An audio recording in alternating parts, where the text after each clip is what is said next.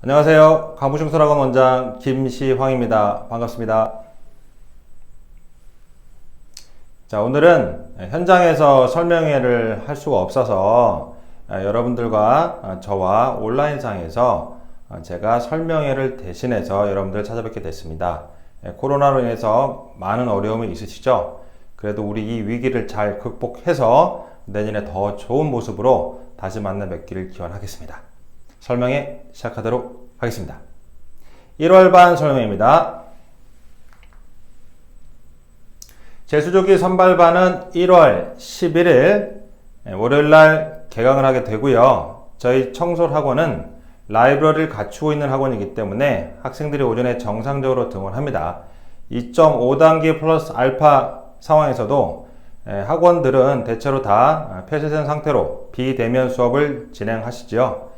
저희 학원은 그런 일반적인 학원과 다르게 라이브러리, 스터디 카페를 보유하고 있기 때문에 학생들은 오전 일찍 등원해서 밤 9시까지 이 공간 안에서 비대면 수업과 자습 그리고 관리를 잘 받으면서 다닐 수 있습니다. 제가 오늘 소개드릴 내용은 입시 쟁점과 관련된 부분부터 출발을 해서요. 학부모, 학생 여러분들이 가장 궁금해하는 재수했을 때 정말 성적이 오릅니까? 라고 하는 것에 대해서 저희 재수부의 실제 사례를 보여드릴 거고요. 학생들의 합격 그리고 학생들의 실제 성적을 이제 2021 학년도 거는 제가 수거하는 중이에요. 그래서 이 설명회는 전년도 자료를 가지고 여러분을 만나 뵈게 될 거고 그 다음에 다시 설명을 갖게 되면은 그때는 이제 최신 자료, 올해 학생들이 들어간 합격의 결과를 가지고 찾아뵙게 될 겁니다. 입시와 관련된 부분 외에 학생의 성적이 올라갈 수 있는 부분에 대한 확실한 자료 공개해 드릴 거고 왜 강북 청솔 학원을 선택해야 되는지에 대한 구체적인 이유를 항목별로 하나씩 같이 공유해 드리겠습니다. 일단 이제 올해 입시와 관련돼서 이제 크게 국수영이라고 하는 이 주요 과목의 특징을 먼저 살펴본 뒤에 그 다음에 정시 실제 인원이 내가 시험을 치른 2022학년도는 어떻게 변동이 되고 특히 약학과 관련된 부분들 이번 약대 입시와 관련된 가장 큰 지표인 수능이 얼마나 반영이 되는지에 대한 대학별 발표 자료를 인용해서 같이 공유해 드리겠습니다. 먼저 국어, 수학, 영어라고 하는 과목에 대한 내용입니다. 올해 2021 학년도 고생 많으셨습니다. 이 시험의 특징 먼저 보여드릴게요. 3개년도의 자료입니다. 일단은 이제 부모님들하고 학생들은 이제 많은 입시 채널이라든지 입시 자료 또는 여러 가지 설명에서 얘기 들으셨겠지만 주목할 점은 이겁니다. 표준 점수라고 하는 것이 어떻게 바뀌었느냐라고 하는 것은 매우 중요한 지표가 됩니다. 그 이유는 표준 점수라고 하는 것은 당해년도의 그 과목의 난이도를 보여주는 것이고 그 다음에 동점자가 많은 상황인지 아니면 점수별로 나란히 줄을 잘 세웠는지에 대한 좌표가 되기 때문에 그렇습니다. 표준 점수라고 하는 것은 쉽게 이해해 드리면 난이도 관련된 말씀드리면 130점을 기준으로 해서 아래쪽으로 치우치게 되면은 굉장히 쉬워진다라고 하고요. 140을 기준으로 하게 되면은 굉장히 어려워지고 있다라고 이해하시면 됩니다. 즉 만점 기준입니다. 그리고 1등급, 2등급, 3등급 각 급 간의 마지노선이라고 하는 그 점수대에서 원점수와 달리 이 원점수를 대학에서 뽑기 위한 표준 점수로 변환했을 때의 그 점수는 몇 점인지는 대학 입시에서 사용하는 실제 점수가 됩니다. 올해 국어를 보시게 되면 3개년도에 만점자 100점을 받은 친구들의 표준 점수를 보겠습니다. 2019년도는 150점이라고 하는 140을 훨씬 상회하는 점수가 나타났죠.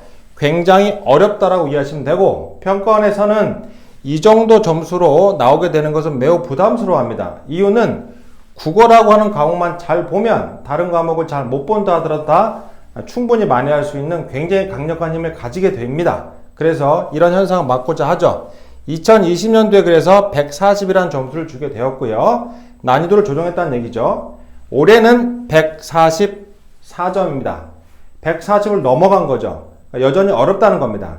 평가원에서는 국어, 수학, 영어, 탐구 중에서 국어만큼은 학생들을 가르는 매우 중요한 1 좌표로 사용한다고 하는 것은 올해 시험에 난이도 부분, 만점을 받았을 때의 표준 점수 부분을 보시면 알 수 있고요. 두 번째 봐야 될 건 뭐냐면 100점을 받은 친구, 즉 만점을 받은 친구와 1등급에 있는 친구, 88.1등급 잡혔는데요. 1등급 받은 친구와의 표준 점수 차이는 천천히 보시면 이게 1점 단위로 끊어서 이해하시면 돼요. 131부터 144까지는 대략 14개라고 하는 숫자로 나눠서 볼 수 있죠. 131, 132 이런 식으로요.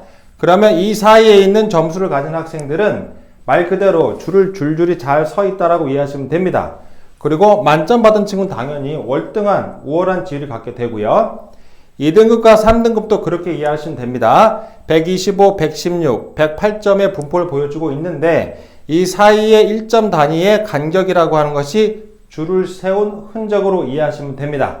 그래서 국어 과목은 난이도와 별개로 학생들이 자기 원점수에 비추어 봤을 때 동점자 없이 쭈루룩 점수별로 줄을 잘 세웠다고 이해하시면 됩니다. 다음으로 수학을 보겠습니다. 수학의 경우에 3개인도 좌표입니다. 130이라고 하는 만점자 표준 점수가 지금 올해는 137로 주어졌죠. 그러면 130, 134, 137 난이도는 더 어려워지고 있는 거고요. 130을 넘어서서 140으로 붙어있는 점수가 되죠. 그렇기 때문에 이 부분은 시험은 어렵다라고 판정하시면 됩니다. 그리고 내년도에는 가형과 나형 상관없이 공통 과목 수원, 수투로 묶고 그 다음에 선택 과목 미분, 미적분, 그 다음에 기하, 확률과 통계라고 하는 선택 과목으로 들어가죠. 어쨌거나 수학 가형에 대한 결과값을 보시게 되면 수능, 수학, 가형 쉽지 않았습니다. 그리고 나머지 등급 간의 표준 점수를 보시게 되면은 137부터 130까지라 그러면 8개의 단계로 나눠져 있는 거고요.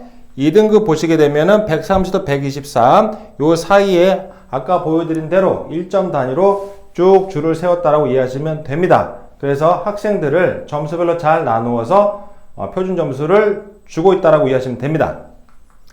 나형을 보겠습니다. 나형의 경우에는 2019년도와 2021년을 보게 되면 두 개 값만 비교하게 되더라도 130 후반대로 붙어요. 그리고 사고가 났다라고 하는 작년도의 만점자의 표준 점수는 무려 149점을 줬죠. 이 부분에 대해서 보존을 했다라고 이해하시면 되고요. 학생들은 100점을 맞을 때 137.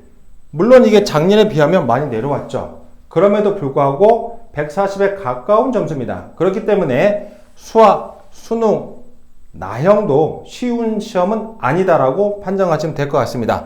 그리고 요 사이에 1점 단위의 나눔을 보시게 되면요. 여기서 1, 7 사이에는 7개의 단계가 있는 거고요. 1등급과 2등급 사이에는 요 간격, 그 다음에 요 사이를 보시게 되면 사실은 요 사이에서 3등급하고 4등급은 좀 많이 벌어져 있는 거고요. 나머지의 경우에는 대체로 잘 나누었다라고 보시면 되고 1등급과 2등급 사이가 좀 다소 비좁아지는 형태를 확인할 수 있겠습니다. 문제가 되는 건 사실은 이 구역의 원점수가 최초에 입시기관들이 발표했던 것보다는 많이 올라갔어요. 그러다 보니까 논술이던 최저학력이 필요한 전형의 수능을 사용한 학생들의 경우에는 굉장히 당혹스러운 상황이 나타났었죠. 그래서 올해 수시와 관련된 부분에 있어서 많은 혼선을 줬었던 과목이 되겠습니다. 그 다음에 수능 영어 3개년 등급별 비율을 살펴보겠습니다. 2019년도 21년까지 3개년 자료입니다. 평가원에서는 기본적으로 영어 1등급 절대평가로 바뀐 뒤에 영어 1등급은 대략 7% 내외 또는 8% 내외 정도로 맞추려고 애를 많이 썼었어요. 그래서 전년도에 7.43%라고 하는 90점, 즉 1등급 학생들의 숫자는 굉장히 잘 만들었다고 인정받았던 해인데 올해 대형 사고가 난 거죠. 물론 결시자일 수도 있긴 하지만 궁극적으로 결과를 보게 되면 1등급 숫자가 12%를 훨씬 넘어가는 역대급 1등급 숫자가 나오게 됩니다. 12.66%인데 문제가 되는 것은 2등급과 3등급의 비율이에요. 1등급이 이 정도로 올라왔다는 얘기는 쉬운 거 아니냐라고 해서 절대적으로 쉬워졌다고 이해하시면 되는데 2등급의 숫자는 전년 대비 약간 올랐기 때문에 비슷하다 보시면 되겠죠. 3등급은 오히려 많이 줄어들었어요. 그러니까 2등급과 3등급의 수라고 하는 것이 1등급 대비 대폭 줄어들었다라는 느낌을 갖게 되죠. 그래서 이 경우에는 어떤 이제 효과, 교훈을 얻을 수 있냐 하면 수능 영어라고 하는 것은 난이도를 계속 올리거나 어려운 상태로 유지하지는 않는다. 다만 영어 자체를 공부하는 학생들이 영어 과목을 다소 등한시하는 현상이 매년 발생이 되고 올해 유난히 컸다라고 이해하시면 됩니다. 물론 잘하는 친구들은 여전히 잘하지만 좀 더 쉽게 냈을 때에 2등급, 3등급도 많이 나왔어야죠. 70점대, 80점대. 근데 이게 절대평가임에도 불구하고 비율이 다소 줄어들었다라고 하는 것은 학생들의 학습에 있어서 편중도 영어를 다소 적게 한다라고 하는 것을 알 수 있습니다. 그래서 이걸 전략적인 과목으로 2022학년도에 사용하시면 돼요. 국어, 수학처럼 매우 비중 있게 공부하시는 것이 나중에 수능에 있어서 매우 중요한 여러분들의 기여를 할 수 있는 과목으로 이해하시면 될 것 같아요. 자, 그 다음으로 봐야 될 거 질문을 많이 받는 부분입니다. 수능 변경의 핵심적인 사항 중에 하나인데 국어와 수학이라고 하는 것이 이제 새로 바뀌죠. 예전에 3개의 영역을 묶어서 하나의 과목으로 잡았다. 그러면 내년도 시험을 치른 학생들은 독서와 문학을 기본 공통 과목으로 문이과 구별 없이 나에게 주어진 지정 과목이 됩니다. 그 뒤에 화법과 작문, 언어와 매체라고 하는 것 중에서 하나를 선택합니다. 화법과 작문, 언어, 매체라고 하는 것은 독서 문학에 비해서는 이제 이 비중 자체는 25% 내외로 이해하시면 됩니다. 이게 확정된 게 아니에요. 그래서 25점이라고 하는 걸로 이해하시면 좋을 것 같고 다소 1점이 늘거나 빠질 수도 있어요. 독서 문학은 그래서 75점이 배정이 된다고 보시면 됩니다. 퍼센트로 이해하시면 됩니다. 두 번째, 수학의 경우에는 수원, 수투라고 하는 것이 공통 과목으로 지정이 되고요. 확률과 통계부터 기하까지 하나를 선택을 해서 본인이 선택 과목으로 하면 됩니다. 문이과 구별은 없어요. 다만 서울의 주요 대학들은 미적과 기하라고 하는 것을 지정을 합니다.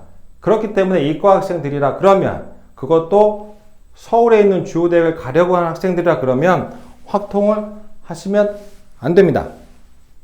이 부분은 문과 학생들이 주로 하시게 되겠고요.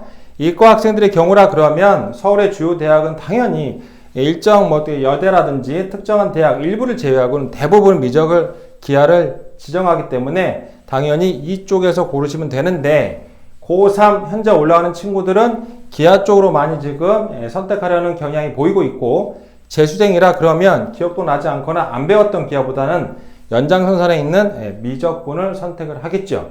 이 부분의 유불리, 즉 미적이 유리하냐 기하가 유리하냐에 대해서는 지금까지 누구도 답을 드릴 수 없습니다. 다만 저희가 공개적으로 말씀드릴 수 있는 것은 미적을 선택을 하든 기하를 선택하든 유불리는 크게 없을 것이다. 다만 과거에 무엇을 공부했느냐에 따라서 이것을 결정하시는 것이 좋겠다라고 말씀드립니다.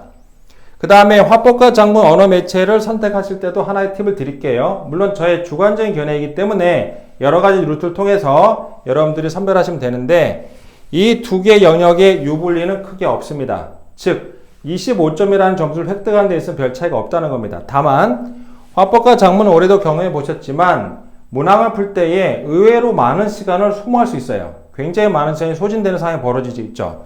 그러면 늘어난 문항, 내문항을 포함한 34개의 문항인 독서와 문학을 처리하는 데 사용할 시간이 줄어들겠죠. 그러니까 언어 매체를 하는 친구들은 어떤 친구냐 하면은 문법이 포함된 언어와 매체라고 하는 것은 공부량이 많긴 하지만 일단 채워지고 나면 시험장에서 시간을 더 획득할 수 있습니다. 즉 독서와 문학에 사용할 시간을 더 벌 수가 있다는 거예요. 하지만 공부할 게 많죠. 그래서 그 부분에 대해서 개인이 가지고 있는 자산, 화법과 작문, 언어와 매체를 선택할 때는 본인이 가지고 있는 자산을 잘 고려해 보셔야 돼요. 그래서 이쪽에 시간을 더 쓰기 위해서 언어 매체에 많은 시간을 쏟아부을 수 있는 학생이라 그러면 언어 매체 하시는 게 유리합니다. 그래서 보통 최상위 학생들이 들어오게 됩니다. 그리고 일반적으로 전체적으로 많이 약하다 그러면 안전하게 화법과 작문을 가지만 여기서 리스크는 독서 문학에 사용할 시간이 줄어들 수도 있다는 점 이해하시면 되겠습니다. 그래서 관전 포인트 2개를 드렸어요. 공통 과목과 선택 과목이라는 것 나눠 드렸고요. 뭘 어떻게 선택했는지에 대해서 기준점 말씀드렸으니 참고하시면 될 것 같습니다. 저희 학원에 오시게 되면 이제 전략담임 선생님께서 이 부분에 대한 설명 다시 한번 해드립니다. 그리고 충분히 숙고하고 나서 결정할 수 있도록 도와드리겠습니다.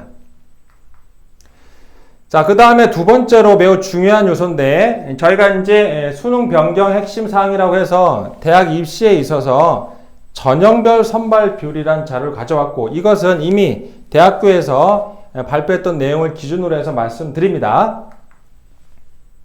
저희가 이제 여러 가지 이제 모집 전형을 뽑아요. 그래서 수시로 뽑는다, 정시로 뽑는다, 교과 전형으로 뽑는다, 그 다음에 수능을 대체로 수능 위주로 뽑는 소위 말하는 정시라고 하는 것. 물론 정시라고 하는 것이 수시의 성격과 비슷한 것도 있긴 합니다만, 쉽게 수능이라고 하는 걸로 뽑으면 정시라고 이렇게 여기서는 이렇게 말씀드릴게요.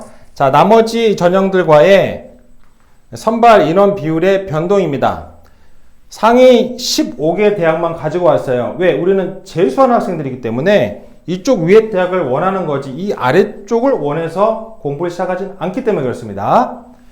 교과 전형으로 뽑는 학생의 수는 2022학년도죠. 수가 오히려 늘어요. 12.2%로. 그리고 종합 전형이라고 하는 것이 대폭 줄어들어요. 44%를 뽑았던 올해에 비해서 35%로 대폭 줄어듭니다. 그리고 논술 전형은 9.7%로 줄어들죠. 실기 전형 또한 줄어들어요. 이 줄어든 부분이 어디로 가느냐? 수능으로 넘어와요. 그래서 내년 우리가 입시를 준비할 때는 수능 위주의 전형이라고 하는 것이 40%를 차지합니다. 어디서? 상위 15개 대학에서.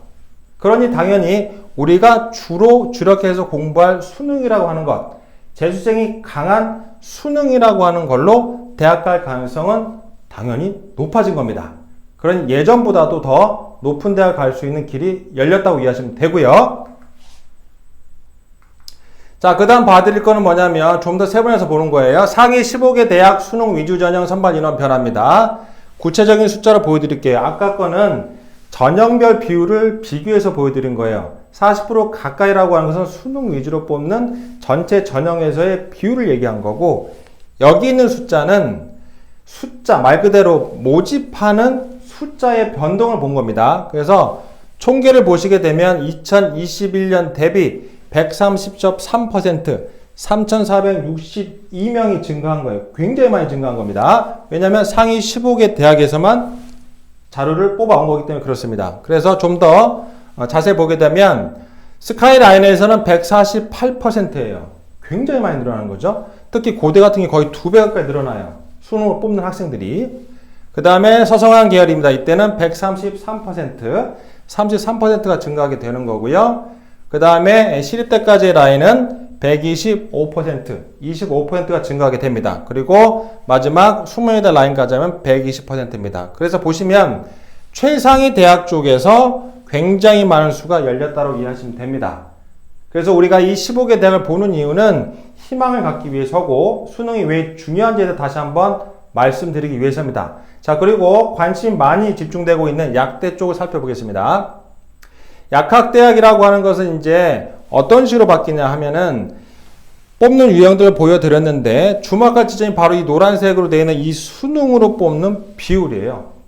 굉장히 높습니다. 그래서 약대를 준비하는 친구들의 경우라 그러면 내가 학생부가 약하고 다른 전형이 갈 수 있는 별 수단이 마땅치 않을 때, 왜냐하면 높은 학교잖아요. 그러다 보니까 거의 갈 수 있는 방법으로 수능의 길이 확 열렸다고 보시면 돼요. 그러니까 윗단부터 아랫단까지 해가지고 커트라인이 설정될 수 있는 대학을 나름대로 우선순위를 정합니다. 이거는 확정된 건 아니고 예상을 한 거니까. 그래서 경희대 라인 쪽에서는 이제 50% 정도 되고요. 가천대 쪽 라인에서는 51%를 수능으로 뽑습니다. 그리고 지방 쪽에 있는 대학 쪽, 지역 쪽에 있는 대학 쪽 보면은 32.5%를 수능으로 뽑습니다. 총 계산하면 42% 수능으로 선발하고 있습니다. 희망 가지시고, 물론 더 좋은 성적을 받으면 의대를 가시면 되지만 약대 또한 매우 매력적인 대학이기 때문에 이쪽 주목하신 분들은 참고하시면 좋을 것 같습니다. 자, 그 다음에 말씀드릴 내용은 저희 학원의 실사례를 통해서 두려워하시는 부분, 정말 성적이 올라갈까에 대한 저희 데이터를 보여드릴 텐데, 사실은 학생, 학부모님들 보시면 원래 관계가 좋았다가 그리고 특히 부모님의 경우에는 학생을 많이 신뢰하는 상태에서 제가 상담을 볼 때 그런 느낌이 있어요. 과거에는 정말 신뢰했다. 그리고 이 친구가 뭘 하든지 믿었다. 그런데 하는 걸 보니, 올해 결과를 보니 이건 못 믿겠다. 그러니 재수를 해도 올라가겠느냐. 그리고 너무 구멍난 데가 많은데 이게 채워지겠느냐. 이런 걱정을 많이 하십니다. 그리고 1월 반에 와야 되느냐, 2월 반에 와야 되느냐, 반수에 와야 되느냐 라고 하는 시기에 대한 고민도 깊죠. 그래서 제가 데이터를 보여드릴 테니까 이거 참고해서 좀 더 욕심을 내는 친구들의 경우에는 좀 더 일찍 시작해야 된다는 점 다시 한번 데이터로 확인시켜 드리겠습니다. 저희 청솔학원, 강북청솔학원의 데이터예요. 재수조기 선발반에 들어왔던 학생과 정규반 그리고 반수반에 들어왔던 학생을 비교합니다. 그리고 이 친구들의 성적 평균 향상률이죠. 그렇게 되면 뭐 높이 들어오던 낮게 들어오던 시기가 다를 뿐이죠. 이 친구들이 평균적으로 12월, 1월 반 이렇게 일찍 시작하게 되면 100분위가 51점 올라가요. 저희 데이터가 그렇습니다. 그리고 정규반 2월 22일 날 시작합니다. 2월 반에 시작하는 친구들의 경우에는 46점 정도 올라가요. 이 둘의 차이는 뭐냐면 물리적인 시간이에요.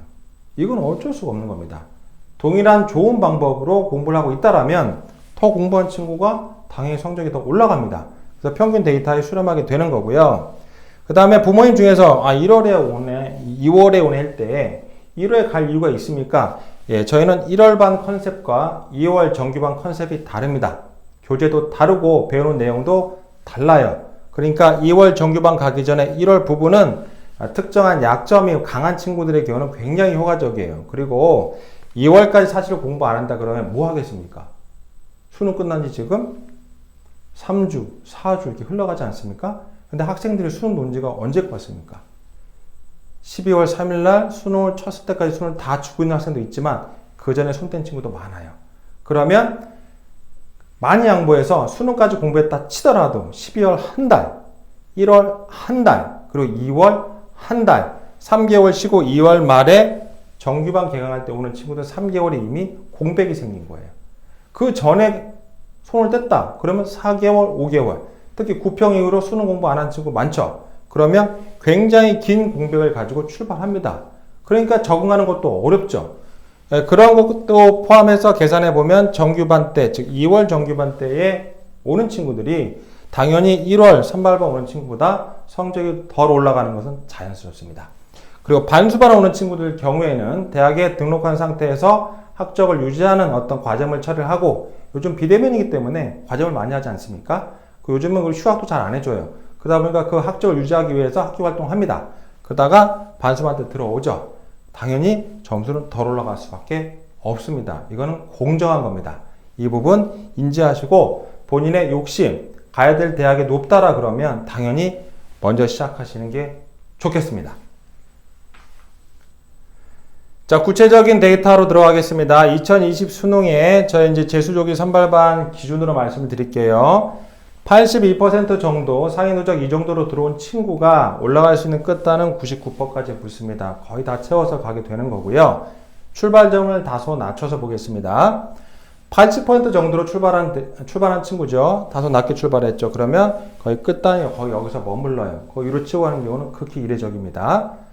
그 다음에 좀 더 낮춰봐서 78%로 출발한다 그러면 한 95% 정도로 멈추는 것이 대체로 나오는 통계 데이터예요. 자, 그 다음이 문제인데 70%에서는 두 그룹으로 갈려요. 두 무리가 나와요. 요 정도로 나오는 무리가 대략 3분의 2쯤 돼요. 그러니까 한 92%까지가 끝나는 지점이고요.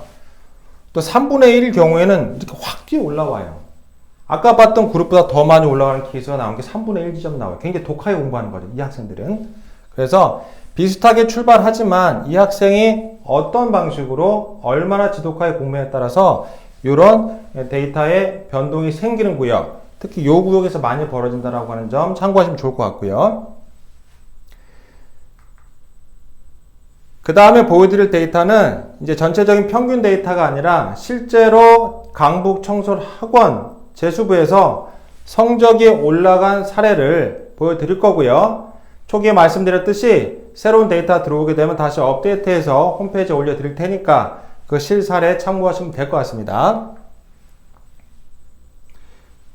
111 이상으로 출발한 친구입니다. 그리고 이 친구는 상위 누적으로 대략 2.3% 낮은 점수는 아니죠. 근데 이 친구가 재수를 하는데 잘 보시면 화학 투를 했던 친구예요. 그러면 이 정도 점수에 투과목 했다 그러면 당연히 서울대 쪽을 바라봤던 친구겠죠. 그리고 이 친구가 사실 흡족하지 않아서 다시 재수하게 되면 바뀐 점수가 이렇게 바짝 붙는 거의 소수점에 붙어버린 점수가 나옵니다. 그럼 이 친구는 당연히 서울대를 갑니다. 그리고 뭘 틀렸냐에 따라서 대학에서 변환한 점수값에 따라서 서울대 의대를 가거나 못 가거나 하는 거죠. 이 친구는 서울대 의대를 가진 않고 이쪽을 가게 돼요. 자, 그 다음 보겠습니다. 3223입니다. 6.7%로 됐고 이 친구도 생명과학 2를 했으니까 사실은 공부를 원래 잘했던 친구라고도 추정할 수 있습니다. 근데 수능은 이렇게 나왔고요. 그리고 실제로 바뀐 점수는 이 정도예요. 생투 그대로 진행했고 0.92%까지 붙었어요. 그러니까 1% 이내로 들어온 거죠. 그럼 당연히 서울대를 써서 들어갈 수 있는 겁니다. 자, 그 다음 학생 볼게요. 이 친구는 7.2% 화투를 했던 친구고요. 화학이 좀 많이 깨졌고 물리도 다소 약한 친구. 이 친구가 재수했을 때의 변동값은 2.1%까지 올라옵니다. 그리고 서울대 들어갑니다. 그래서 이거는 이제 단순 국수탄 100분이기 때문에 서울대에서 이제 변환한 점수는 다소 다르긴 하지만 보기 쉽게 이해하시라고 이렇게 단순화해서 보여드립니다. 이 친구 서울대 화교과 정시로 들어갑니다. 그리고 2.5% 출발한 친구죠. 왜 이런 친구 자꾸 재선냐 하지만 뭐 이런 친구만 있지는 않아요. 더 낮은 점수도 있고 본인이 희망한 거에 따라서 재수는 얼마인지 할 수 있습니다. 이 친구의 경우는 거의 탑으로 붙여서 점수를 0.35%로 맞춘 거죠. 그리고 이 친구는 사실은 원래 2과목 하면서 서울대 의대를 가겠다고 생각했지만 이렇게 되면 서울대 의대는 들어가기는 어려워요. 그래서 한양대 의대로 이제 머무르게 되는 겁니다. 그래서 연대 의대와 서울대 의대는 못 쓰게 되고요. 한양대 의대로 만족했던 친구입니다. 그 다음에 이 친구는 6.95% 출발합니다. 여기 출발점을 계속 낮추고 있어요. 낮춘 상태에서 이제 바뀌는 값을 보시면 됩니다. 좀 더 낮게 들어와도 0.95%로 많이 올라간 친구죠. 당연히 이 친구는 연대 정도는 충분히 들어가죠. 연대 영문과 좋은 학교 아닙니까? 이렇게 들어간 친구입니다. 그 다음에 8.5%로 출발한 친구입니다. 이 친구는 수학이 많이 약하고 탐구 과목 하나가 많이 약한 친구입니다. 그리고 바뀐 점수는 2.2%. 굉장히 많이 올라간 거죠. 그리고 간 대학은 연대 정도로 가게 돼요. 요도는 이제 출발해서 갈 수 있습니다. 연대도 정시로 바로 들어갈 수 있는 점수가 나왔어요. 자, 그 다음에 8.5%로 출발했는데 이 친구는 3.05%. 3.05% 되면 연대 쪽은 좀 어렵죠. 그래서 간 대학이 성대 소프트웨어에 합격하게 됩니다. 자, 일단 좀 더 낮춰볼게요. 9.3%입니다. 9.3% 출발한 친구고요. 이 친구 성적은 이렇게 바뀌었고 4.15%. 물론 이게 명무대를 갈 수 있는 점수는 아니죠. 자, 주의할 점 뭐냐면 우리가 대학을 수능으로만 가는 게 아닙니다. 수능 외에 여러 가지 전형이 있고 여러분들 자산 중에서 사용할 수 있는 것들이 분명히 학생부 교과든 학생부 종합이든 학생부 안의 모든 내용들을 저희가 다 검토해 드려요. 거기에 걸맞게 원서를 써드리는데 이 친구가 간 대학은 단국대 치외과를 가게 돼요. 당연히 이 점수로는 치대를 쓸 수가 없죠. 정시에서는. 그래서 이 친구는 모의고사 자꾸 들락날락 했던 친구. 다만 특징이라고 할 수 있는 것은 영어라고 하는 것은 확고하게 셌던 친구고요. 근데 과탐 부분도 어느 한 과목은 제대로 잡히는 친구. 국어도 나름대로 좋은 점수를 유지했던 친구예요. 그래서 이 친구는 자꾸 점수가 들락거리기 때문에 정시로 갔을 때는 불안불안한 거죠. 의대를 가기에는 의대를 희망했으니까. 그래서 이 친구는 4.15%라고 하는 점수를 받긴 했지만 TKU 전형으로 해서 단국대 치대를 들어갑니다. 자, 그 다음 보겠습니다. 그 다음 내용은 10.5%입니다. 좀 더 낮게 출발한 친구죠. 이 친구에게는 3.5%. 3.5% 많이 올라온 거 아닙니까? 이 친구의 경우에도 4.5%지만 연대를 들어가요. 당연히 정시 때는 못 쓰죠. 그래서 이 친구는 보시면 수학이 강하지 않습니까? 국어가 약하고 그리고 과학도 기본적으로 일정 수준 하는 친구예요. 그래서 이 친구는 수능 점수 올리기 위한 연습 많이 하고 그 뒤에 수리 논술과 과학 논술을 병행합니다. 그래서 수시로 연대과학과를 들어갑니다. 자, 12%까지 내려와 볼게요. 이 친구의 경우에는 0.8%. 수능 점수 자체를 많이 올려버린 거죠. 이런 케이스들은 뭐 계속 나옵니다. 그래서 연대 행정학과를 정시로 바로 들어갈 수 있는 학생 됐고요. 그 다음에 12.9% 좀 더 내려와 봤어요. 이 친구의 경우는 4.15%. 많이 올라간 거예요. 4%가 말이 4%지 수학이 좀 깨지긴 했지만 나름대로 전체 점수로 많이 올라간 거예요. 자, 그렇다 하더라도 서울의 주요 대학 중에서 명문대권은 아니지 않습니까? 근데 간 대학은 고대를 가요. 학생 부분에 있어 저희가 전형 쓸 수 있는 것들은 최저 학력을 맞춰서 들어갈 수 있는 고대 쪽으로 해서 안전하게 들어간 케이스입니다. 자, 그 다음은 이제 32%입니다. 이 친구의 경우에 이런 점수를 받게 되면 굉장히 고심이 깊어요. 이게 바뀌겠냐라고 하는 고민이 깊죠. 하나만 잘하고 나머지가 좀 많이 엉망이다라고 생각하는 학생들이죠. 이런 친구들 많습니다. 특정 과목 잘 되지만 나머지가 많이 비틀비틀 힘든 친구들이에요. 이 친구의 경우에는 1.12까지 확 치고 올라온 친구예요. 당연히 수능 점수만으로도 이 친구는 좋은 데를 갈 수 있죠. 그래서 연대를 들어갑니다. 자, 그 다음 볼 마지막 케이스인데 이 친구 잘 보시면 이게 수능이 아니죠. 9월이에요. 그러니까 이 친구는 수능을 미응시했던 친구고 9월 평가원 점수로 제 학원을 들어왔는데 765 되면 제가 웬만하면 잘 안 받으려고 하는 어려운 점수 되죠. 근데 왜 받게 되냐면 이 친구의 특징이 수학하고 과학 쪽으로 특성화되어 있는 과고를 나온 친구예요. 그러니까 과고라고 하는 것은 주로 수시로 다 가지 않습니까? 거기서 이제 잘 안 돼가지고 다시 시험을 준비했던 친구인데 이 친구의 경우에는 정말 많은 노력을 했음에도 불구하고 35%로 이제 수능 점수는 끝납니다. 그리고 이건 굉장히 많이 올라온 거예요. 박수를 쳐야 될 친구이긴 하나 사실 이 점수를 가지고 대학을 지원하기는 그렇게 썩 좋은 결과를 기대하기는 어렵지 않습니까? 이 친구는 잘 보시면 수학이 85%까지 올라와요. 이 점수의 의미는 수리 논술, 명문대 수리 논술을 풀 수 있는 능력을 가졌다 이해하시면 돼요. 과학의 경우도 마찬가지입니다. 물리 같은 경우에 3등급 가까이 붙인 74% 아닙니까? 이 경우도 마찬가지 과학 논술을 풀 수 있는 능력을 이해하시면 되고 기본적인 심화학습을 많이 했던 친구예요. 훈련을 잘 받은 친구이기 때문에 다른 과목은 모르더라도 수학과 과학만큼 빠르게 치고 올라올 수 있다라고 우리가 기대할 수 있었고 그래서 그쪽을 많이 공략해 들어갔습니다.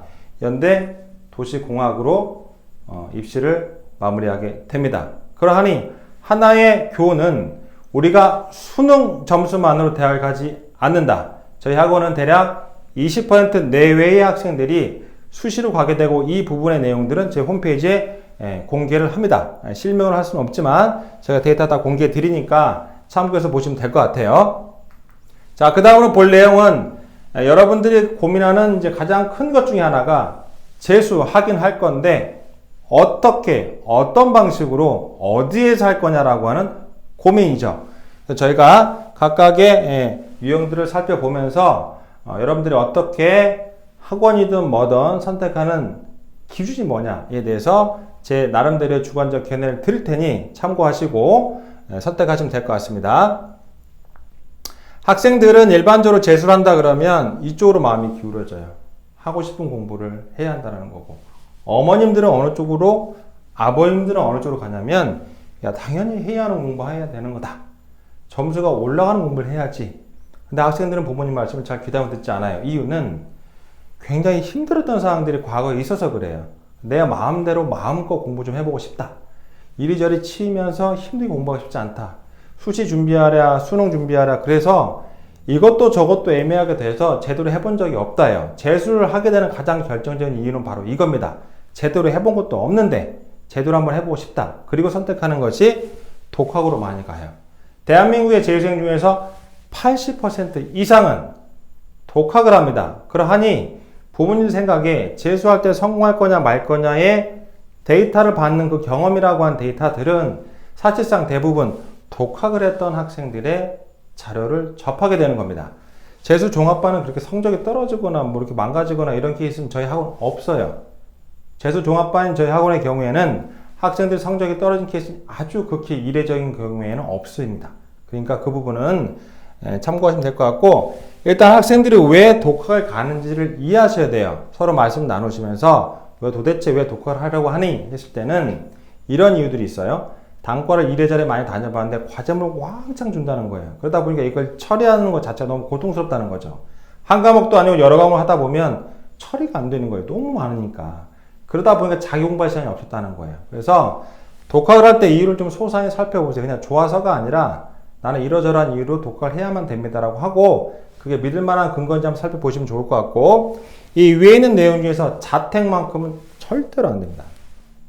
제가 원격 수학 해봐서 알지 않습니까? 집에서 인강을 듣던 뭘 하든 간에 집에서 공부하는 것은 굉장히 어려운 일이에요. 그래서 자택에서 공부를 한다는 얘기는 집에 정말 지킬 대단한 물건이 있지 않는 이상은 절대로 하시면 안 돼요. 그리고 독서실과 단과로 간다고 갔을 때는 아까 말씀드린 도대체 이유가 뭐냐를 좀 명확히 이해하시면 될 것 같고, 다만 이런 건 있습니다. 원장인 제가 도와드릴 수 있는 거는 경제적인 부담 때문에 재수종합반 좋은 거 뻔히 알지만 내가 부담 주기 싫어서 독학을 하겠다는 친구도 제법 있습니다. 부모님들에게 얘기하지 않고 난 이게 원래 좋아요라고 얘기하는 경우도 있어요. 근데 이런 부분들에 대해서는 혹시 그런 경우라 그러면 원장인 저하고 1대1 상담, 면담을 요청해 주세요. 제가 도와드릴 수 있는 방법을 찾아 드릴게요. 그 부분은 학생과 학부모님 주저하지 마시고 저한테 연락 주시면 제가 별도로 상담하면서 도와줄 수 있는 방법 알려드리겠습니다. 저희가 이제 장학이라고 하는 제도가 있죠. 의치서 장학이라든지 장학제도 분명히 있습니다. 저희 장학이라고 하는 것도 제가 성적에 대한 고민을 계속해서 이제 뭐 조건 걸어서 장학을 뭐 뺏고 이런 일 안 하려고 장학 유지 조건 자체가 없어요. 근데 이런 친구들의 경우라 그러면 제가 합당한 근거만 있다면 거기에 해당되지 않더라도 도와드릴 테니까 학원에 문의해 주시기를 당부드립니다. 자, 공부를 할 때 독학을 해도 되는 학생들 말씀드릴게요. 이런 식으로 공부할 수 있다. 독학하셔도 됩니다. 잘 보세요. 우리가 공부할 수 있는 시간은 1년밖에 없습니다. 2년 하려고 재수하지 않습니다. 1년 안에 끝내려고 하는 거죠. 자, 그러면 우리는 무던히 많은 시험을 치러야 됩니다. 시험이라고 하는 건 각종 테스트를 다 포함하는 거예요. 이걸 하는 이유는 내가 알고 모르고를 나누기 위해서입니다. 지식을 쌓는 가장 출발점은 내가 뭘 아는지, 뭘 모르는지를 정확히 인지해야 되는 거예요. 거기에서 좋은 도구가 시험이라고 하는 겁니다. 이 시험을 보시게 되면 자동스럽게 머릿속에 있는 걸 끄집어내서 인출하는 효과가 있죠. 그리고 인출하는 걸로 끝나는 게 아니고 분할이 됐지 않습니까? 모르는 거 아는 거. 맞았다 하더라도 찝찝하면 모르는 겁니다. 그렇게 나누어 놓은 걸 가지고 저희가 개념 노트를 만들던, 오답 노트를 만들던, 분석 노트를 만들던 별의별 짓을 다 해서 정리합니다. 근데 학생들은 이거를 반복하지 않아요. 반드시 반복하셔야 됩니다. 그 반복하는 방법이 분산 연습이라고 하는 거예요. 그러니까 만약에 오늘 오전에 공부한 게 있다 그러면 자기 전에 간단하게라도 반복해서 보셔야 됩니다. 그리고 그걸 하루하루 누적을 해서 일주일치를 누적을 했으면 주말에 그거를 반드시 반복해서 봐야 됩니다. 저희 학원은 매주 2회 이상 시험을 치릅니다. 매달 보는 월간 모의고사가 별도로 있고 각 과목 모의고사, 미니 모의고사, 각종 테스트가 매주 2회, 3회가 진행이 돼요. 하는 이유는 이겁니다. 뽑아내고 잘 모르는 거, 잘 아는 거 분할하고 정리하고 반복하기 위해서요. 자, 그리고 이 외에 저희 컨텐츠를 구성할 때 시즌별로 계속 이렇게 중첩되고 누적돼서 계속 가도록 시스템이 구성되어 있어요. 자연스럽게 반복할 수 있다는 거죠. 분산 연습이 되는 거고요. 자, 그 다음에 마지막으로 할 일은 한 과목을 내리 듣지 않습니다. 하루에 공부해야 될 내용들을 섞어서 여러 과목을, 너무 많이 해도 안 되지만 한 3개 내외의 과목을 이렇게 번갈아 가면서 공부를 해야 돼요.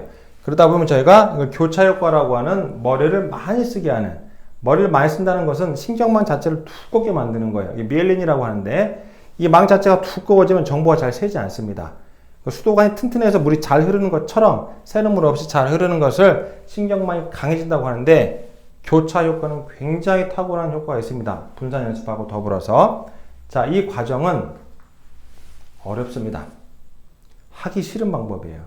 그런데 어렵게 공부하면 뇌는 이것을 강한 자극으로 받아들여요. 잘 안 까먹어요. 기억력이라고 하는 것은 수능을 볼 때 기본입니다. 그게 꽉 차 있어야지 저희가 고득점으로 가는 거죠. 시간은 1년입니다. 1년 이내에 이걸 강하게 머릿속에 자리 잡으려면 이런 패턴으로 공부를 해야 돼요. 이거를 한 번이 아니라 1년 내내 할 수 있다. 독학하세요. 성공합니다. 누구든 이런 방식으로 독학을 해서라도 할 수 있다 그러면 하시면 됩니다. 근데 그런 친구 몇 명이나 봤습니까? 거의 없어요. 우리는 젊고 열정이 넘치고 감정에 휘둘리고 제어하는 사람이 없으면, 모니터해주는, 관찰해주는 사람이 없으면 흔들흔들하는 자연스러운 20살 내외의 청년들입니다. 그러하니 굉장히 고통스러운 거예요. 이 부분이. 그래서 재수종합반에 와서 관리를 받는 겁니다. 나도 너도 다 같이 나를 지켜주는 사람들과 함께 자연스럽게 이렇게 강한 훈련을 받게 돼요. 그래서 성적이 많이 올라가게 됩니다. 나만 힘든 게 아니니까요. 그래서 상대방이 힘든 것도 같이 보기 때문에 자연스럽게 묻어서 가는 거예요. 그렇게 1년 내내 공부한 친구들이 당연히 성적 오르지 않겠습니까? 그렇기 때문에 재수종합반을 오게 되는 거예요. 자, 그 다음 내용 보겠습니다. 자, 그렇다면 그 중에서 왜 하필이면 강북청소학원을 재수종합반으로서 선택해야 되는지 이유가 있어야 되지 않습니까? 그 이유를 낱낱이 밝혀드릴 테니 잘 들으시고 다른 학원과 직접 비교해 보세요. 북부 지역에서는 여러분들 갈 수 있는 학원은 이제 2개밖에 안 남았어요. 재수종합반은. 그렇기 때문에 그 2개 학원의 커리큘럼, 운영 방식, 원장의 철학 같이 비교해 보시고 여러분들이 선택하시면 되는 겁니다. 항목별로 살펴보겠습니다. 첫 번째, 강북청소학원은 여러분들에게 맞지 않는 수업을 강요하지 않을 겁니다. 하고 싶은 대로 놔두거나 방치하지도 않을 겁니다. 제가 원장을 8년째 하고 있어요. 무수히 많은 학생을 받고 무수히 많은 프로그램을 돌려봤어요. 그리고 공정하지 않은 프로그램 다 폐기하고 있습니다. 우리 학생들에게 맞지 않은 수업 강요하는 부분 다 폐기하고 있습니다. 그리고 학생들의 가장 맞는 수업을 맞춰주려고 무던히 애를 쓰고 있는 겁니다. 그렇기 때문에 강북청소를 선택해야 될 이유는 바로 첫 번째 이유, 강요하지 않고 방치하지 않습니다. 두 번째, 학습이라고 하는 부분을 설계해 드리는데 그냥 막 하는 게 아니고 진단 키트를 기반으로 여러분들의 학습을 설계해 드립니다. 키트 부분은 뒤에 다시 한번 자세히 설명해 드리겠습니다. 여러분들의 세세한 정밀한 진단을 통해서 공인 성적표 외에 아주 세밀한 자료를 가지고 저희가 분석해 드릴게요. 그리고 설계 같이 해 드립니다.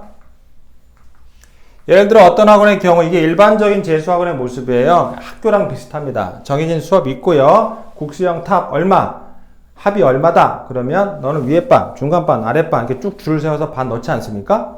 저희 학원은 그렇지 않아요. 정해진 수업이 있습니다. 그게 10T, 50분 기준으로 10시간이에요. 근데 그 수업이 수준별로 이루어져요. 국어반, 수학반, 영어반 따로따로 다 들어가는 거예요. 이게 가장 큰 차이고요. 두 번째 차이는 뭐냐면 선택 수업이라고 하는 게 있긴 한데 학생이 임의로 선택하는 게 예전 방식이라 그러면 얼마 되지 않은 수업을 선택하는 게 예전 방식이라 그러면 저는 다수의 수업이 선택이고 학생이 임의로 선택하지 않습니다. 담임 선생님이 같이 설계하면서 만들어갑니다. 근거는 정밀한 데이터예요. 이걸 기반으로 선택의 기준을 드리는 거예요. 그러니까 학생들이 동의하게 되죠. 학생들은 수업을 듣고 싶지 않은 게 아니고 안 맞는 수업을 피하고 싶은 거예요. 고통스러우니까. 아시겠습니까? 그렇기 때문에 이 학원에서 설계해 드리는 여러분들의 맞는 수업이라 그러면 거부하지 않아요. 자, 그 다음에 세 번째, 저희가 관리하는 부분은 문 걸어 잠그고 못 나가게 하거나 괴롭히거나 소리 지르거나 이런 학원이 아니에요. 데이터 기반의 과학으로 무장이 되어 있고 여러분들의 자료는 계속해서 누적해서 쌓을 거고 부모님과 학생 같이 공유할 겁니다. 성적 숨길 수 없어요. 모든 테스트 결과 다 공유할 거고 키트값 다 공유할 겁니다. 그리고 선생님이 설계한 내용 같이 다 공유할 거예요. 같이 동참해 주셔야 돼요. 우리 아이는 정말 귀한 사람입니다. 그 귀한 사람 귀하게 대접하고 정말 제대로 가르치겠습니다. 데이터 기반의 과학이라는 얘기 주 7일 관리까지 마지막까지 일요일까지도 관리해 드리니까 참고하시면 되겠습니다. 이 세 가지가 가장 큰 특징이고요. 그래서 강북청소는 다른 학원에서 할 수 있는 것만 하지 않겠습니다. 정말 여러분들의 귀한 자녀, 그리고 여러분들 귀한 청년, 여러분들의 모습을 아끼고 정말 여러분들에게 맞는 프로그램 준비했습니다. 진단키트 개발의 히스토리를 알려드리겠습니다. 제가 진단키트를 만들게 된 목적이고 이게 전국 최초예요. 대한민국에 존재하지도 않았고 재수부에 처음 적용되는 거고 제가 여러가지 테스트, 여러가지 각종의 실험을 한 거죠. 사실 학생들한테 실험이라는 말씀은 좀 그렇지만 컨텐츠 줘보고 테스트 진행해보고 가장 효과적인 것만 뽑아낸 거예요.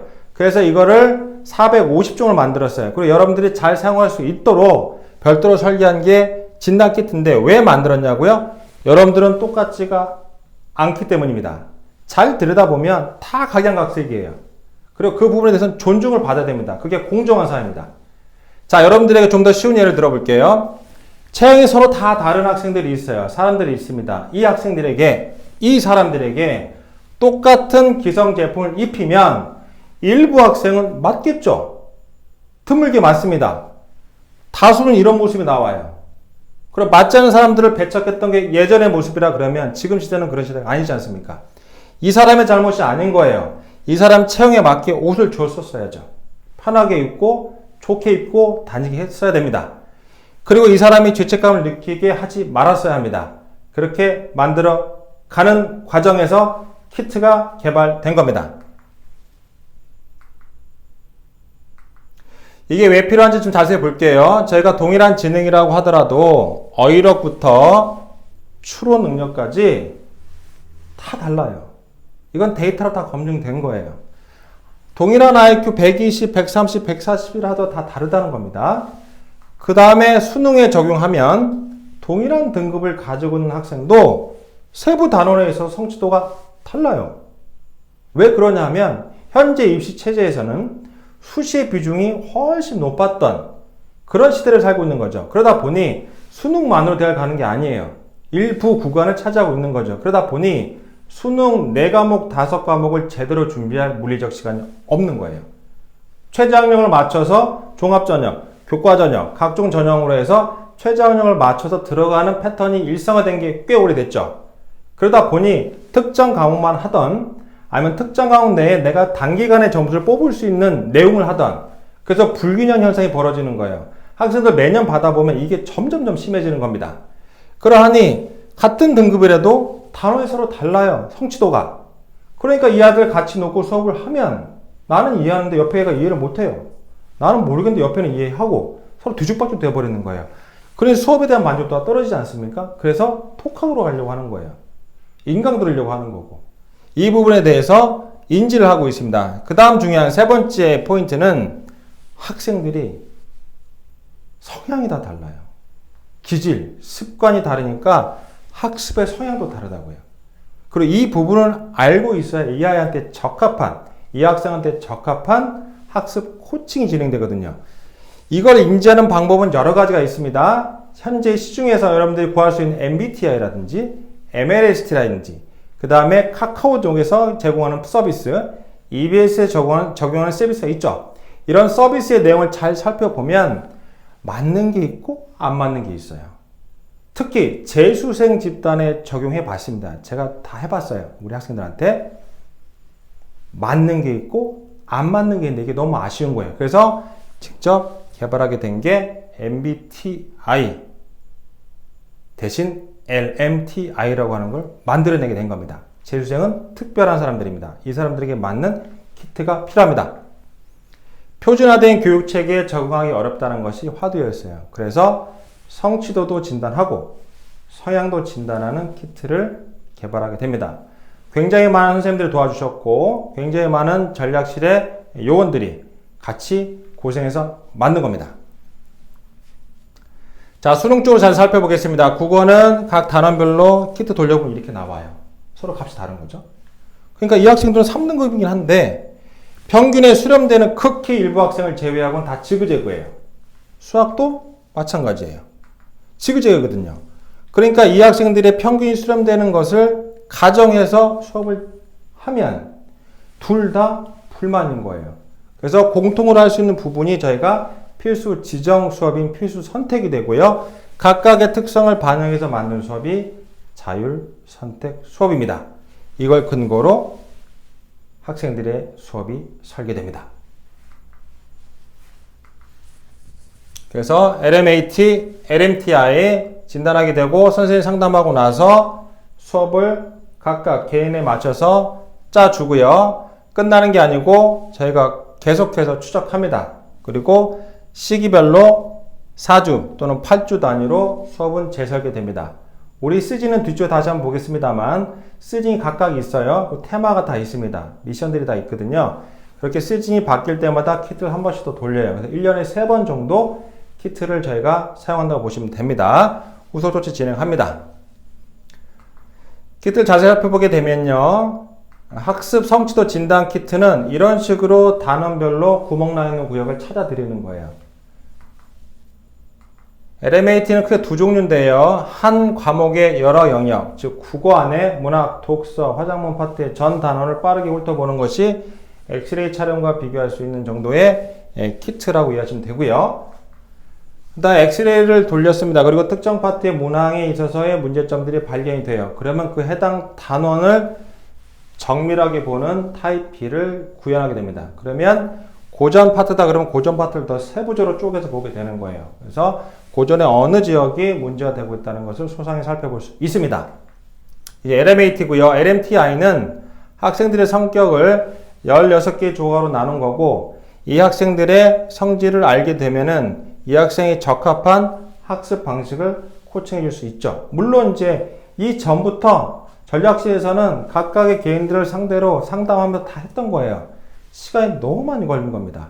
오류도 발생하고요. 그래서 아예 믿을 수 있는 객관화된 데이터를 수집하는 게 중요하기 때문에 사전에 저희가 이 부분을 다 만들어 놨고, 등원하시게 되면 첫날, 둘째 날에 이걸 바로 저희가 키트를 돌려서 이 학생의 성향을 바로 뽑아내요. 그래서 학생들에게 오류 없이 접근하고 상담할 수 있도록 기초자료를 제공합니다. 사고의 특징, 학습의 성향, 거기에 적합한 학습의 코칭이 진행될 겁니다. 청소라고만 가지고 있는 거예요. 자, 그 다음에 진단키트 기반의 학습 설계에 대해서 소상히 살펴보겠습니다. 키트를 만들어서 돌렸다. 그러면 이게 내 점수를 바꿀 수 있느냐? 천만에요. 바꿀 수 없죠. 키트를 돌리는 이유는 문제점을 정확하게 진단하는 것까지입니다. 그 다음에 우리가 할 일은 채우는 거 아닙니까? 5등급에 1등급으로 가는 지름길을 제시해 주는 게 진단 키트예요. 모든 5등급을 1등급으로 이걸로 바꿀 수는 없죠. 다만 이 진단을 정확히 했기 때문에 공부할 게 명확해지고, 그래서 채울 수 있는 정확한 좌표를 알게 되었으니 성적은 올라가지 않겠습니까? 자, 키트를 어떻게 활용하는지 볼게요. 들어오실 때 제가 공인 성적표를 받습니다. 그래서 6평, 9평 수능을 다 받아요. 수능은 100%의 가중치가 있고요. 9평은 96%, 6평은 93%의 가중치가 있습니다. 수능이 당연히 가장 무거운 힘을 갖고 있는 거죠. 거기에 더하는 것이 LMAT 성취도 진단, 그리고 LMTI라고 하는 학습 성향 진단을 같이 병행을 합니다. 그 다음에 선생님이 분석을 상담하면서 하게 되는 거예요. 이 내용을 다 토대로. 그러나서 개인 프로필이 만들어지는 거예요. 개인 프로필이 만들어졌다는 얘기는 이 학생의 정보를 초기화했다는 거죠. 정확하게 진단했으니까 그 다음에 할 일은 시간표를 짜는 거죠. 나에게 적합한 시간표를 짜주는 겁니다. 누가? 전략 담임 선생님이. 임의로 학생 혼자로 마구 짜는 게 아닙니다. 정확한 처방을 내리기 위한 데이터로서의 활용, 이게 진단 키트의 위치고요. 내가 결정하긴 합니다. 하지만 전략 담임 선생님이 같이 동행하실 거예요. 그리고 나에게 적합한 수업이 설계가 되고, 강사 라인업, 자꾸 문의하시는데 필수 선택 수업이라고 하는 거, 자율 선택 수업 다시 설명드리겠습니다. 필수 선택 수업은 원장인 제가 여러분들의 상황 정확히 이해한 상태에서 지정하는 수업이에요. 자율 선택 수업은 여러분들이 결정하는 수업이에요. 그 부분을 담임선생님이 같이 하실 거예요. 강사 공개합니다. 어디서? 자율 선택 수업에서. 필수 선택 수업은 제가 지정하는 거예요. 너에게 적합한 강사 지정합니다. 대신 나머지 수업에 있어서는 강사가 다 공개가 되고요. 강의 전에 자료 다 공개돼요. 거기에 맞춰서 내 키트 값, 그 다음에 공인 성적 값, 여기를 맞춰가지고 자신의 수업을 설계하는 겁니다. 강의서 공개되고 당연히 컨텐츠 같이 따라 붙어서 적합한 컨텐츠가 들어가게 됩니다. 그 뒤에 자습을 할 때는 프리미엄 라이브 러닝, 강북청설의 굉장히 중요한 시설 중에 하나죠. 이곳에서 굉장히 편안한 상태로 오랫동안 앉아있을 수 있는 그런 공간입니다. 그래서 교실에서 자습하는 게 아니고 라이브러리에서 자습을 하게 되는데, 자, 이렇게 해서 시간표 완성되고 자습까지 봤습니다. 그 뒤에 끝나는 게 아니고요. 담임선생님께서는 계속 후속 처리를 합니다. 개인 프로필 관리를 한다는 거죠. 학습 로드맵은 처음 1월 달 뿐만 아니라 시즌 1 그리고 시즌 4까지 계속해서 설계를 바꿔가면서 도와드릴 거고, 입시와 관련된 것은 저희 전략실에 다 위임하시면 됩니다. 절대로 걱정하지 마시고 위임하시면 됩니다. 그리고 생활과 관련된 부분들도 성향과 관련된 내용 외에 관찰 결과를 토대로 여러분들의 생활 잘 지켜드리겠습니다. 생활관리 매우 중요합니다. 그 다음에 주치일 관리 맨 마지막까지 평일의 마지막 일요일까지 해가지고 저희가 다 도와드릴 테니까 이 데이터는 제가 계속 누적해서 부모님하고 공유하겠습니다. 자, 이렇게 해서 이제 나만의 이제 고유 시간표가 만들어지고 후속 촬영한 것까지 봤고요. 자, 그 다음 볼 내용은 나만의 시간표 600개라고 하는 거. 시간표를 짠다고 하는데 무슨 말인지 모르겠다라고 하는 분을 위해서 좀 자세히 설명드리겠습니다. 예를 들어서 국어를 강화하는 시간표가 필요합니다. 즉 국어만 왕창 낮은 상태죠. 이런 경우에는 필수 지정 수업을 이렇게 해서 기본적으로 10티를 고정합니다. 문학과 독서라고 하는 거는 이제 공통 과목이 됐지 않습니까? 그래서 2시간, 2시간씩 지정이 돼요. 당연히 수준별로. 높은 성적대면 높은 반으로, 낮은 성적대는 낮은 반으로. 그래서 국어반, 수학반은 수학1, 수학2라고 하는 것이 지정이 됩니다. 그리고 마찬가지로 수준별 수업이에요. 높은 반, 낮은 반. 영어도 마찬가지예요. 그러니까 국어, 수학, 영어는 내 수준에 맞춰서 3개의 반을 받는 거예요. 고정된 반 하나가 아닌 거죠. 3개 반을 받고 내 점수에 맞춰서 수업 배정을 받아요. 여기가 필수 지정, 필수 선택 수업입니다. 자, 그 다음에 문과학생의 경우라 그러면 확률과 통계를 합니다. 그리고 한국사가 필요한 친구도 있겠죠. 전혀 안 했다. 뭐 7등급 이럴 수 있지 않습니까? 그런 친구들은 수업이 필요하고 그게 아니라 뭐 2, 3등급 받는다. 굳이 안 하셔도 돼요. 그건 혼자 공부하셔도 되니까. 그래서 굳이 안 한다는 얘기는 이걸 뺀다는 얘기죠. 자율선택 수업은 뺄 수 있다는 겁니다. 자, 그 다음에 이 친구가 선택한 것은 사탐의 사회문화, 그 다음에 윤리와 서상. 이 두 개도 지정된 건 아니에요. 자율이지 않습니까? 제가 저 사회문화가 수능 때 1등급 받았던 사람입니다. 그러다 보니 저는 윤리와 서상이 문제고 이건 크게 염려가 없어요. 예, 빼셔도 돼요. 근거가 있는 거잖아요. 저는 윤사가 50점 받고 수능을 이제 끝냈었는데 사회문화만 문제돼요. 그럼 얘는 빼는 거예요. 자율선택은. 그래서 탐구 과목은 그렇게 설정하시면 되고, 그 다음에 저는 국어 중심으로 짭니다. 이 노란색이라고 하는 게 많은 거죠. 3개나 되고, 고전이 많이 약해서 고전으로 선택하는 거. 그 다음에 저는 문과학생인데 과학기술 전문이 여전히 어렵습니다. 예, 이거 선택하시면 되는 거예요. 그리고 저는 언어와 매체라는 친구입니다. 그러다 보니 문법이라고 하는 것을 심화할 필요가 있어요. 그래서 문법을 별도 하나 신청합니다. 그래서 이 3개를 국어 강화 형태로 선택하게 됩니다. 그리고 저는 이제 논술 준비해야 되는데 어떻게 합니까? 예, 야간 시간에 저희가 인문 논술, 수리 논술, 과학 논술 다 개설해 드리고요. 이 부분은 수익자 부담으로 해서 여러분들이 논술이 필요한 친구만 들어가는 거기 때문에 단과처럼 운영이 되는 유료 특강입니다. 그렇게 이해하시면 되고, 저는 필요 없습니다. 교대 준비하는데 이거 할 리가 없지 않습니까? 빼는 겁니다. 그렇게 해서 여러분들의 국어 강화 시간표가 만들어지고요. 이과 쪽 한번 살펴볼게요. 자, 이과 쪽의 경우에는 이제 M타입 수학 강화가 되고요. 이 친구의 경우에는, 그러니까 이과라고 무조건 수학 강화를 하는 건 아니에요. 이 친구는 수학이 약해서 수학 강화를 한다고 가정하고 임의의 시간표를 만든 거예요. 자, 지정된 수업, 문학, 독서, 수원, 수투, 영어, 구문이라고 하는 게 공통이겠죠. 물론 이 시간표는 윗반이냐, 중간반이냐, 아랫반이냐에 따라서 약간씩 다르지만 위치가 좀 다르다는 얘기죠. 오전 시간 내에 가급적이면 제가 배치해 드립니다. 그리고 나서 선택한 것은 저는 이과라서 미적분 합니다. 그래서 자율선택에서 미적분을 추가하게 되고요. 그 다음에 과탐의 지구과학을 선택하겠습니다. 자, 이번에 생명과학에서 지구과학으로 바꿉니다. 라고 해서 이렇게 바꾸면 먼저 하는 게 맞죠. 그리고 물리 하나 더 추가할 수도 있고요. 저는 물리는 점수 잘 나와요 하면은 빼면 되는 거예요. 자, 그 다음에 수학을 수원을 강화하는 수원 심화, 미적분을 강화할 수 있는 미적분 강화, 그리고 수투의 문제풀이 중심의 워크북 수업을 신청하게 되면 이렇게 하면 수학이 다수로 포진되어 있는 수학 강화 시간표가 되는데, 저는 국어는 다 괜찮긴 한데 국어의 법철학 파트가 많이 어렵습니다. 이과학생들 많이 호소하거든요. 이 부분에 대해서 저는 하나를 더 추가하겠습니다. 예, 할 수 있습니다. 다만 그 근거가 키트 값이든 어떤 테스트 결과로서 약이 약하다라고 판단됐을 때 들어오시는 게 좋습니다. 나머지 시간 야간에 수련술 할 수도 있고요. 뺄 수도 있겠죠. 과학논술 마찬가지입니다. 그리고 나머지 시간은 자습. 자습이라는 얘기는 라이브러리에서 자기 공부를 할 수 있다는 겁니다. 예, 수학 강화 시간표까지 살펴봤습니다. 이해되시죠? 자신의 시간표가 그래서 600명이 다 달라요. 저희 최대 정원이 600명입니다. 600명마다 시간표가 다 다르고 그걸 운영할 수 있는 시스템을 갖춘 학원입니다.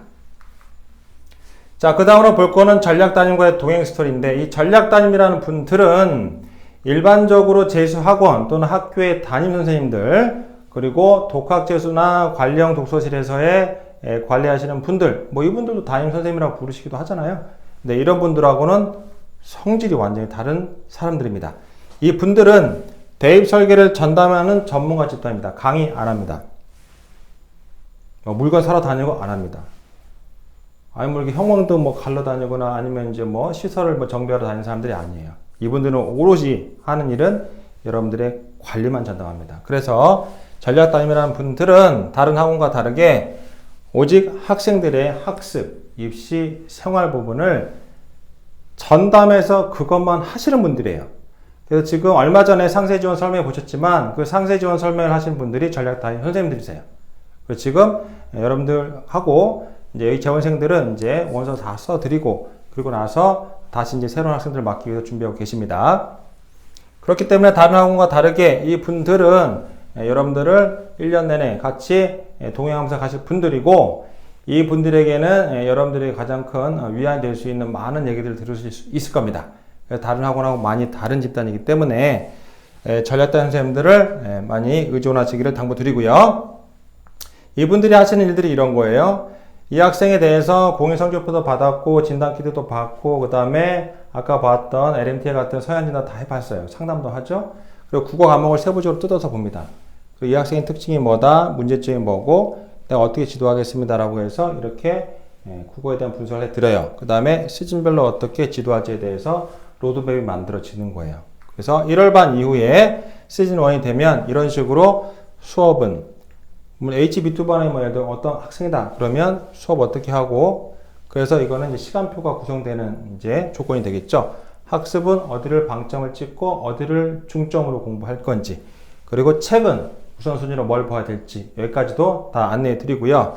시즌이 지나면 이제 6평이 이제 지나가는 상황이 되죠. 시즌 2, 시즌 3 계속 넘어가면서 내용들이 계속 바뀌어요. 그래서 이 내용은 학부모님들하고 같이 공유할 거고 시즌이 넘어가면서 키트는 한 번씩 더 이제 추가적으로 시행이 돼요. 그래서 학생들의 정밀한 좌표, 성적이 바뀌니까 거기에 맞춰서 다시 한번 데이터에 대한 변형이 일어나게 됩니다. 국어 과목만 보여드렸지만 국어 외에 뭐 수학이나 영어, 기타 과목에 대한 설계도 이런 방식으로 하게 되고 이게 엄청나게 많은 정보를 처리해야 되잖아요. 그러니까 이 일을 전담을 하지 않으면 불가능한 거예요. 재수반 쪽에서 강사하신 분들은 물리적으로 시간이 없어요. 할 수가 없어요. 그리고 뭐 라이브러리나 뭐 독학에서 하시는 분들도 그분이 일부러 그런 게 아니라 소홀히 할 수밖에 없는 상황이 벌어져요. 시간이 없으니까. 이 분들은 하루 종일 이런 일을 하는 분들이에요. 굉장히 정밀한 데이터를 관리하시고 학생들과 교감하는 분들입니다. 전혀 다른 학원이라고 이해하시면 됩니다. 자, 그 다음에 이제 다른 거 좀 볼게요. 저희가 시즌이라고 하는 거에 대한 설명 드릴게요. 방금 이제 시즌과 관련된 일 잠깐 해드렸죠? 설계가 바뀌는 거. 1월 11일 날 저희가 들어오게 되면은 컨셉 자체가 영역별 개념 정리예요. 과목에 대한 약점이 있지 않습니까? 그걸 메우는 작업을 먼저 선제적으로 하는 거고, 그 뒤에 할 일은 시즌 1, 2월 22일, 2월 개강을 하게 되면, 이때부터는 이제 약점을 상당 부분 메웠다라고 전제를 하고, 그 상태에서 개념, 그리고 개념에 대한 적용이라고 하는 것을 진행하는데, 이때 시간표라고 하는 건 당연히 1월 반 시간표랑 다른 겁니다. 1월 반은 6주하고 끝나요. 그 다음에 2월 21일은 전혀 다른 커리큘럼으로 교재도 다 바뀌어요. 컨텐츠도 다 바뀌고. 왜냐면 앞에 건 6주 프로그램이니까. 그리고 2월 반으로 자동으로 편입되면서 다시 반분류가 싹 진행이 됩니다. 그 상태에서 2월 반은 언제까지 가냐면 5월 2일, 그래서 5월 3일에는 시즌 2, 6평 대비라고 하는 시즌 2로 이제 출발하는 거예요. 이때 키트 한 번 더 보고 시간표가 새로 다 만들어집니다. 그 다음에 시즌 3, 9평 대비입니다. 6월 28일 날 출발하게 되고요. 유사 우수문항까지 해서 6평 대비를 했다. 그 다음에 약점 좀 더 잡고 센 과목들, 좀 잘하는 과목에 대한 킬러 문항까지 건드리는 9평 대비로 넘어갑니다. 그리고 시즌 4 마무리하는 단계죠. 수능 임박해서 이제 파이널 정리하는 타임이에요. 이렇게 5 블록으로 나눈 이유는 재수할 때 굉장히 어려운 것 중에 하나는 뭐냐면 매너리즘이에요. 슬럼프고 굉장히 고통스럽거든요. 그러니까 이렇게 시즌을 쪼개서 놓다 보니 미션들이 다 있지 않습니까? 이 미션에 맞춰서 하루하루 살다 보면은 미션 클리어, 미션 클리어, 미션 클리어. 생각할 시간이 없어요. 그때그때 해야 될 일이 정해져 있으니까. 이렇게 쭉 가는, 그게 재수 종합반이에요. 특히 저희 프로그램은 굉장히 세분화되어 있고, 학생들의 변하는 값, 성취도의 값을 계속해서 반영하면서 변주를 주고 있잖아요. 그게 맞춤형 재수학원이라는 뜻입니다. 그래서 북부 지역에 이런 학원은 존재하지 않습니다. 강북 청솔만 이런 프로그램을 운영합니다. 프리미엄 라이브러리라고 하는 것은 강북 청솔의 자랑거리죠. 지금 이제 보시는 화면은 예전에 사진을 가져와서 웃는 모습이 워낙 좋아서 지금은 수업을 이렇게 할 수는 없고 마스크 다 장착하고 거리 다 띄워서 하고 있고요. 그 다음에 12월반 같은 경우, 1월반 같은 경우 현재 방역 단계라 그러면 교실에 들어갈 수는 없지만 좀 풀리면 바로 교실로 복귀해서 수업을 진행할 겁니다. 수업 받는 공간과 자습하는 공간이 완전히 분리되어 있어요. 저희 건물에 층이 8층이 주력으로 하는 이제 교실이 있다 그러면 6층이 라이브러리 주력으로 있습니다. 그래서 수업하는 공간과 자습하는 공간 완전 분리되고, 자습 공간이 분리된다는 얘기는 남학생, 여학생도 당연히 나눠지고 남학생촌, 여학생촌 나눠집니다. 그리고 오랜 시간 앉아 있어도 지치지 않는 저희가 시설을 갖추고 있으니까 유념해서 보시면 될 것 같습니다. 그 다음에 관리하시는 분들 당연히 상주하고 계시죠. 보시면은 뻥 터진 공간이에요. 지금은 아크릴로 이렇게 다 막아놔서 3면이 다 차단된 상태이긴 하지만 그래도 이 부분에 대해서는 관리하는 부분만 잠깐 살펴볼게요. 그냥 놔두지 않고 지도하신 분이 상주에 계십니다. 그리고 이렇게 하나하나씩 이제 돌아다니시면서 10분 단위로 돌면서 이 체크를 계속 하세요. 수업에 제대로 들어갔는지, 이 자리에 있으면 되는 건지, 아니면 졸고 있는지 없는 건지 가서 쓱 이제 끌고 나가는 거죠. 졸면 안 돼 하고 이제 데리고 나가고, 지나치게 많이 졸게 되면 이제 징벌소로 이동합니다. 그 부분 사전에 다 공지해 드릴게요. 자, 그 다음 내용 살펴보겠습니다. 재수 조기 선발반 이제 1월반 프로그램 구체적으로 보겠습니다. 그리고 나서 자율선택 수업이라고 하는 내용 간단히 소개해 드리겠습니다. 1월반 프로그램은 크게 두 가지로 나눠 들어가는데요. 재수조기 선발반 코스의 일반적인 모습입니다. 지정 수업, 즉 필수 선택 수업은 수준별로 일주일에 10시간 배정이 됩니다. 그리고 자율선택 수업은 14시간 플러스 알파죠. 그래서 1월반 같은 경우에는 이걸 무한히 늘릴 수 있어요. 뭐 30타임 들어도 좋고 뭐 40타임 다 좋습니다. 들을 수 있으니까. 다만 막 선택하는 게 아니죠. 담임 선생님하고 같이 말씀 나누시고 필요하면 더 들어도 됩니다. 그 부분 다 열어드릴 테니까 참고하시면 될 것 같고요. 수학 마스터반 코스는 수학 부분을 별도로 더 강화하는 6주 프로그램이에요. 그래서 수1, 여기서 2시간 하는 거를 4시간으로 좀 더 정교하게 수업 진행합니다.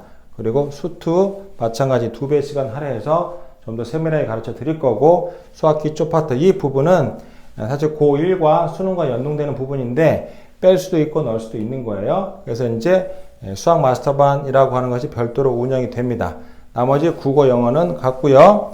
저는 선택 과목이 좀 적지 않습니까? 예, 수학을 많이 배정했으니까요. 아까 말씀드렸지 않습니까? 플러스 알파가 있다. 그러니까 더 추가로 들을 수 있는 수업 들어도 됩니다. 다만 막 듣지 마시고 선생님하고 같이 논의하시고 결정하시고 들으시면 될 것 같아요. 그래서 이제 1월반 프로그램 간단히 말씀드렸고요.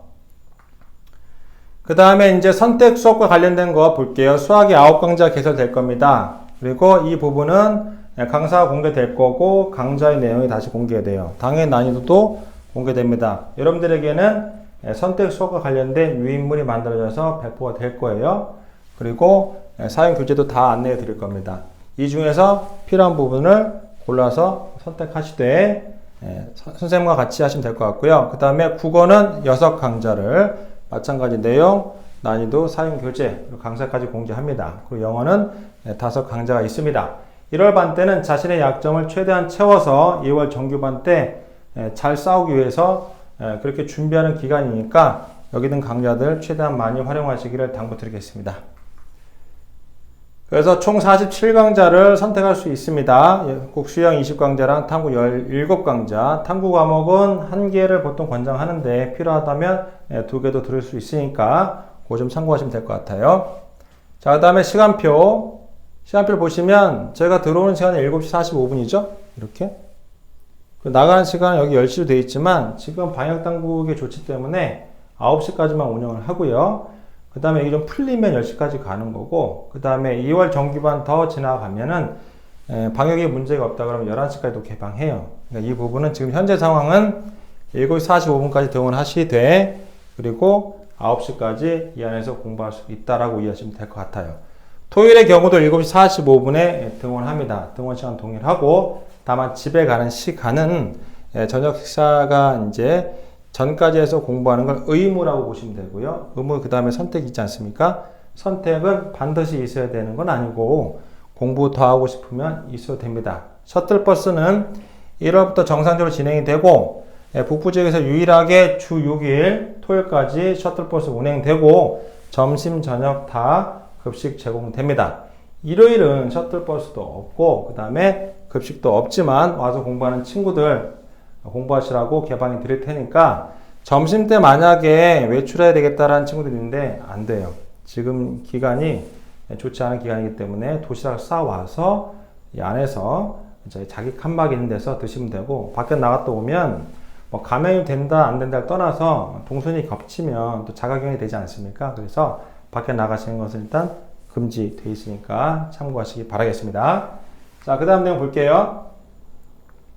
2.5단계에서는 어떻게 할 거냐, 플러스 알파 어떻게 할 거냐, 홈페이지에 공지되어 있죠. 강북청소학원은 라이브러리가 있는 북부지역 유일 재수종합반입니다. 라이브러리가 있기 때문에 저희는 정상적으로 오전에 등원합니다. 다만 수업은 비대면 수업이 진행되죠. 그래서 선생님들이 자기 교실에 가서 수업을 합니다. 그 시간에. 그리고 그 영상으로 실시간으로 송출되는 거예요. 학생들은 교실에 있는 것처럼 자기 시간표에 있는 그 시간에 수업을 듣는 겁니다. 그리고 수업이 다 끝나고 나면 자기의 자습 시간대에 선생님하고 교무실에서 1대1로 이렇게 대면 상담, 물론 이제 제가 안전망은 다 해줘요. 마스크 써야 되고 보호막도 다 있고 그렇다 하더라도 집에서 혼자 하는 것보다는 훨씬 낫지 않습니까? 그래서 하고 나서 공부하시고 비대면 풀리면 바로 교실로 복귀하니까 그 점 참고하시면 될 것 같습니다. 그 다음 내용 볼게요.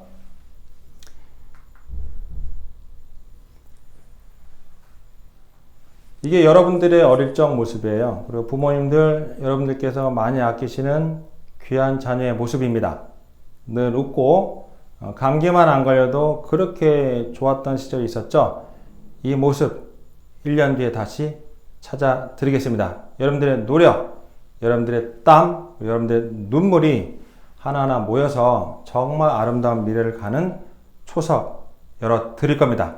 강북청솔과 함께 여러분들의 목적, 목표를 향해서 달려갑시다. 그리고 우리 정선에서 같이 악수하고 즐겁게 이 모습으로 돌아가겠습니다. 부모님들이 보시는 이 모습은 학생들이 갖고 있던 모습이고 여전히 안에 담겨 있습니다. 지금 힘든 상황인 거 다 알고 있죠. 근데 1년만 지나도 이 모습으로 돌아오는 학생들은 워낙 많이 봤기 때문에 저는 희망을 반드시 가지시라고 말씀드리겠습니다. 그리고 고생 많으셨고요.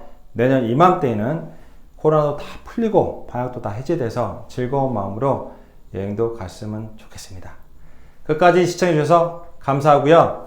저희가 1월 11일 날 개강하니까 아래에 있는 전화로 필요하신 분들은 연락 주시고 상담이 많이 밀리고 그 다음에 좀 불편하시더라도 원장 상담을 정말 원하시면 별도로 원장 상담 희망합니다라고 적어주시면 되겠습니다. 모든 분들 찾아뵙지 못하지만 북부 지역에서 원장이 상담하는 곳은 많지 않습니다. 재수종합반 제가 직접 상담합니다. 저랑 같이 힘든 길이지만 즐겁게 갔으면 좋겠습니다. 감사합니다.